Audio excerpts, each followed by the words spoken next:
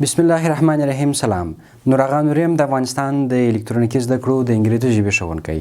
هیله ده چې جوړ روغ اوسئ. د انګریزي ژبې د زده کړې د لړۍ 15 درس ته په خیر راغلاست. په 15 درس کې نن تاسو ته د کلام د اجزاوو څخه چې موږ فعل را پیل کړی وو یا ورب را پیل کړی وو، په هغه کې نن تر ماډل auxiliary verbs یا نمونه‌یي مرستندویه فعلونه پورې رسېدلي یو. تاسې په تېرو درسونو کې د ورب په اړه باندې ډېر څه واورېدل او زده کړي به مو وي. د نن په درس کښې یوازې فکس او تمرکز پر دې کوو چې ماډل auxiliary verbs وپېژنو، چې نمونه‌یي مرستندویه فعلونه کوم فعلونه دي، څنګه استفاده کولی سو او څنګه کار ورڅخه اخیستلی سو. نو راځو د ماډل auxiliary verbs پر لور باندې نمونه‌یي مرستندویه فعلونه.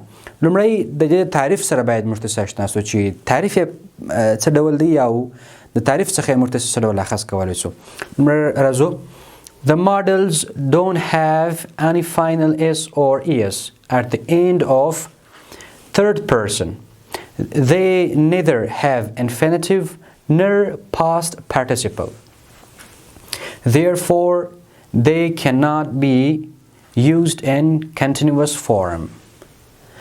Also, the models don't have any final s or es at the end of third person.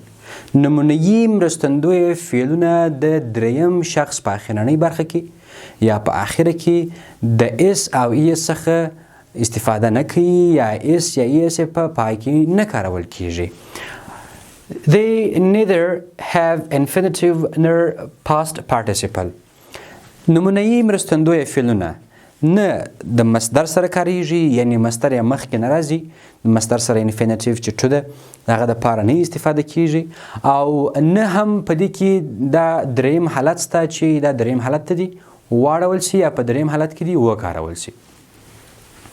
دغه درې خاصیتونه اس ای اس او انفینیټیو او پاست پارټیسیپل په ماډل auxiliary verbs کې وجود نه لري، یعنې د دوه حالتونو سره نه کارول کیږي. Therefore, they cannot be used in the continuous form. ځکه نو دوی په جاري بڼو باندې نه کارول کیږي یا په جاري بڼو باندې نه راظاهره کیږي. د تعریف څخه تاسو شاید پوه شوي یاست چې مکمل په دې باندې ماډل auxiliary verb په لنډه توګه باندې تاسو ته معرفي سو. اوس راځو د ماډل یا نمونه‌یي مرستندویه فعل چې دی هغه یو درې ځانګړنې یا خاصیتونه لري. مثال لکه کوم Model auxiliary verbs have three characteristics. نمونه‌یي مرستندویه فعلونه چې دي دا درې ځانګړتیاوې لري، درې ځانګړنې لري. لومړنۍ ځانګړنه چې ده they are never used alone. They should be used with main verb. د نمونه‌یي مرستندویه فعلونو یو خاصیت دا دی چې دوی یوازې نه کارول کیږي. دوی خپل په اړخ کې په ځان کې اصلي فعل ته یا مین ورب ته هم څه لري؟ اړتیا لري. مین ورب ډیره مهمه برخه د ماډل auxiliary verbونو ده چې د ماډل auxiliary verbونو سره استفاده کیږي او کارول کیږي. اوس مثال for example I can fly a kite. I can fly a kite. زه کولی سم چې کاغذباد ته پرواز ورکړم یا کاغذباد په هوا کړم. اوس په دې ځای کښې کین دا یو ماډل auxiliary verb سو، یو نمونه‌یي مرستندویه فعل دی. د دې څخه وروسته فلای چې سو، دا فلای دغه مین ورب دی یا اصلي فعل دی، یعنی یو حالت دا دی چې نمونه‌یي مرستندویه فعلونه بې له اصلي فعل څخه نه کارول کیږي. په دوهم مثال کې هم he should speak English. He should speak English. دی باید په انګریزي خبرې وکړي. په دې ځای کښې should ماډل auxiliary verb دی، نمونه‌یي مرستندویه فعل دی. speak دا مین verb دی د جملې. speak معنا خبرې کول. دا د جملې مین verb یا د اصلي فعل ځای تشکیلوي او جوړوي. دا لومړنی قانون سو یا خاصیت سو، ځانګړتیا سوله. دوهم ماډل auxiliaries have no SES in the third person singular. نمونه‌یي مرستندویه فعلونه چې دي په دریم شخص کې چې سینګولر بڼه ولري، شکل ولري، هلته اس یا ایس نه اخلي.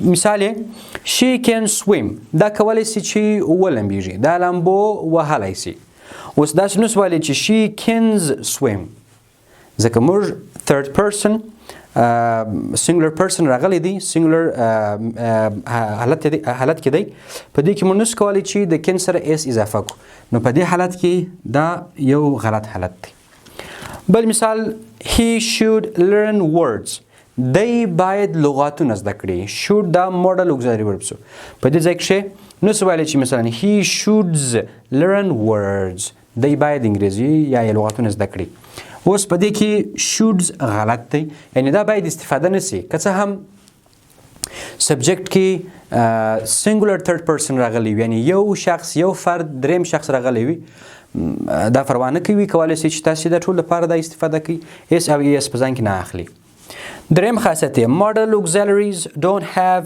infinitives نمونه‌یي مرستندویه فعلونه که چیرې تاسو وګورئ دا تو یې وړاندې نه راځي مخکې نه راځي مثلا to should to مثلا to ought to shall to will to can to could دا نه استفاده کیږي یعنی د modal auxiliary verbs څخه نمونه‌یي مرستندویه فعلونه د verb څخه مخکې to یا infinitive full infinitive نه کارول کیږي نو په داسې حالت کې موږ نشو ویلی چې to may ځکه دا یو غلط حالت دی to shall دا هم یو غلط حالت دی همداسې نور اوس تاسې به وپېژنئ چې modal auxiliary verbونه څو دي او کوم دي تاسو ته مو دغه څو modal auxiliary verbونه راخیستي دي وروسته به په راتلونکو درسونو کې انشاءالله هر یو تاسو ته بیل بیل در وپېژنو چې هر یو په کوم حالتونو کې په کوم حالت دپاره د کوم څه دپاره استفاده کیږي او ډېر ښه خلص او واضح مثالونه به وي انشاءالله مثال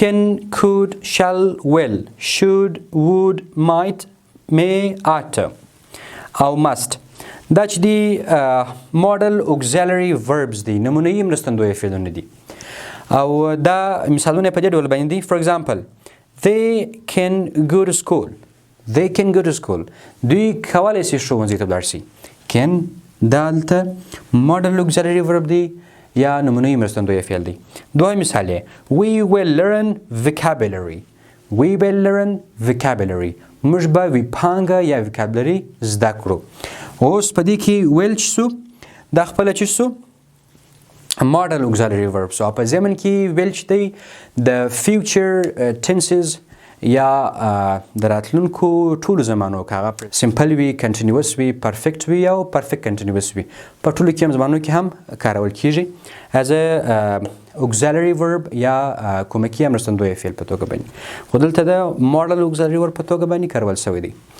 د نن په درس کې تاسې د modal auxiliary verbs د نمونه‌یي مرستندویه فعلونو تعریف همدارنګه د هغه درې خاصیتونه او په کل کې د هغوی ټوله بڼې او شکلونه تاسې په دې درس کې زده کړل او هم واورېدل راتلونکی درس به مې د خیره سره د can could او shall will که چیرې بحث یې اوږد نستو تاسو ته په راتلونکو درسونو کې پر دې برخو باندې وغږېږو او تاسو ته به په دې اړه باندې درسونه وړاندې کړو نو د توجه څخه مو نړۍ مننه ژوندي اوسئ یوه هیله دا درڅخه کوم چې زموږ درسونه تر پایه پورې وګورئ که چیرې ستونزه لرئ مشکل لرئ په کامنټ کې کولی شئ چې زموږ سره شریکه کړئ د توجه څخه مو نړۍ مننه ژوندي اوسئ